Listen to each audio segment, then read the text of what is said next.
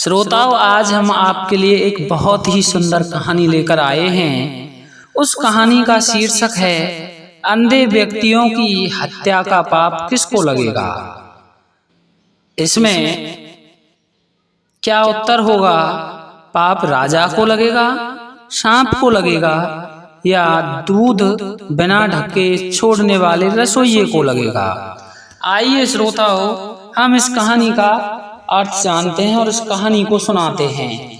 लेकिन श्रोताओं, आप देख रहे हैं अद्भुत कहानी सागर चैनल।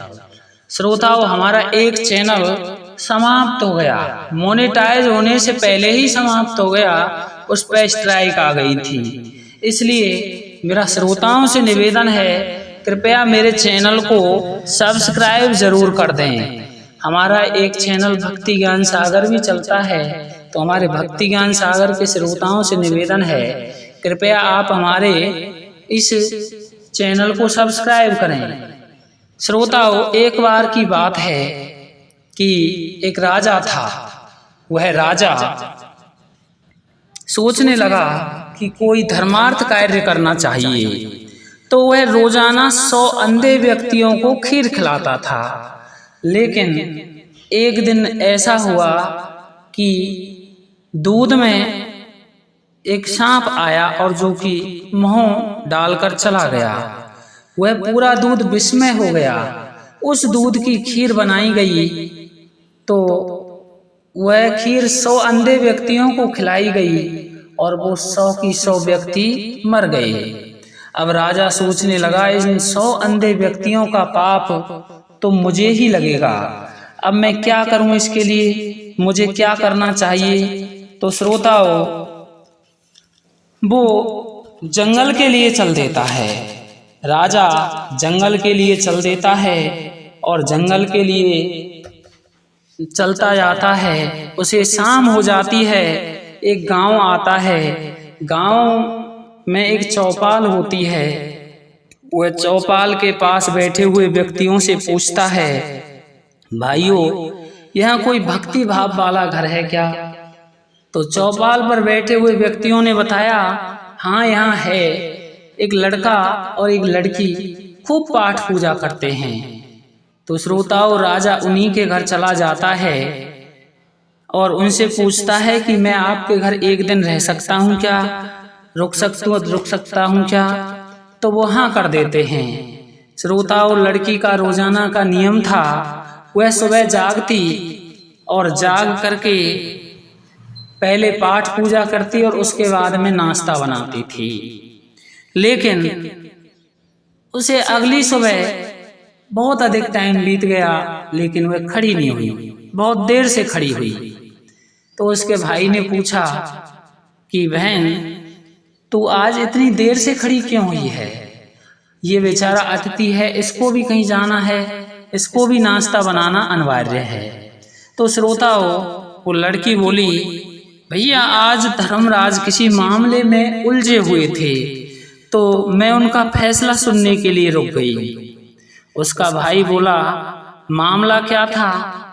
तो लड़की बोली कि जो हमारे पास का वो राजा रतन सेन है, वो उसी का फैसला चल रहा था कि उसने 100 अंधे व्यक्तियों के लिए खीर बनाई थी और वो 100 की 100 अंधे व्यक्ति एक सांप के विष के कारण मर गए। अब उसका पाप किसको लगना चाहिए, राजा को या सांप को या दूध बिना ढकने वाले रसोइये को? तो श्रोताओं, वो जो उसका भाई था उसने पूछा कि इस पर क्या फैसला हुआ? तो उस लड़की ने जवाब दिया कि आज कोई फैसला नहीं हुआ। अब वो राजा था जो रतन सेन, वो उन बातों को सुन रहा था। राजा बोला कि ये तो मेरे ही कान की बातें हैं, मुझे सुनना चाहिए। अब उसने पूछा, बेटी क्या बात है, आप बताओ क्या फैसला हुआ? तो वह बोली, कोई फैसला नहीं हुआ। वह राजा निवेदन करके बोला कि मैं आज और रुकना चाहता हूँ। इसलिए श्रोताओं, वो रुक गया उन लड़के लड़कियों ने उससे हाँ कह दिया। और जब वो रुक गया तो चौपाल पर बैठे आदमी उस राजा की निंदा करने लगे और कहने लगे, लड़की जवान है, सुंदर है, इसलिए वो व्यक्ति रुक गया था। कल तो बहुत मीठा बन रहा था, गिड़गिड़ा रहा था, लेकिन हमें तो पता है वह उस लड़की पर मोहित हो गया होगा या फिर उसे लेकर भाग जाएगा। तो श्रोताओं, इस प्रकार से जब कहा, कहने लगे, उसकी निंदा करने लगे, तो अगले दिन जब लड़की सुबह जागी और जागकर पाठ पूजा में गई तो फिर थोड़ी देर से आई।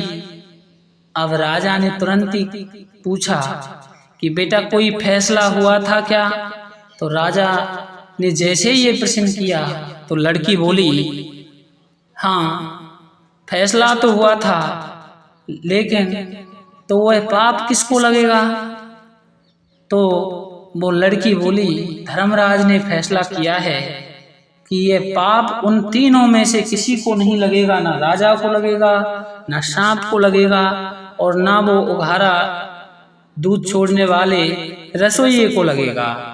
वह पाप हमारे गांव की जो चौपाल पर व्यक्ति बैठे हुए हैं उनको लगेगा, क्योंकि निंदा के माध्यम से ही उस पाप की भरपाई हो गई। श्रोताओं, राजा इतना सुनकर के वहां से चल दिया और अपने राज्य को वापस आ गया। इस कहानी से हमें ये सीख मिलती है, निंदा बहुत घाटे का सौदा है।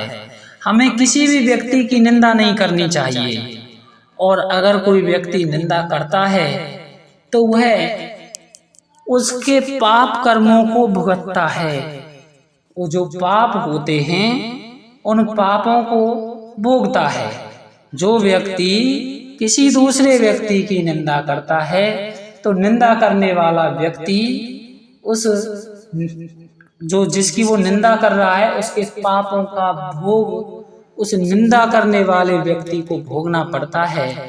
श्रोताओं, मेरा आपसे निवेदन है, आप हमारे इस चैनल को सब्सक्राइब जरूर कर दें, क्योंकि हमारा एक चैनल मोनेटाइज होने से पहले ही डिलीट हो गया। आपने नाम सुना हो तो अद्भुत शब्दराम चैनल जो हमारा था वो पहले ही डिलीट हो गया। एक चैनल और चलता है हमारा भक्ति ज्ञान सागर चैनल।